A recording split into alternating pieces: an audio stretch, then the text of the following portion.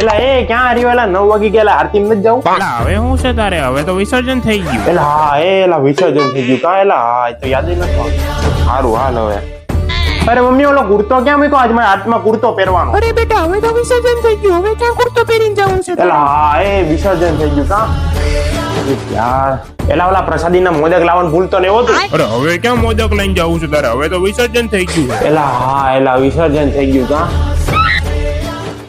એલા જો આજ છે ને આપણે આરતીમાં છે ને આ નવી આરતી વગાડવાની થાય છે હો આજે. એટલે વિસર્જન થઈ ગયું. હવે તારે ક્યાં આરતી વગાડવી છે? એલા હા એલા વિસર્જન થઈ ગયું કા? એલા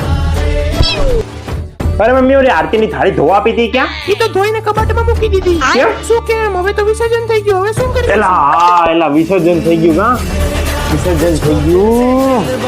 હવે આવતા વર્ષે अगले बरस आना है आना ही होगा।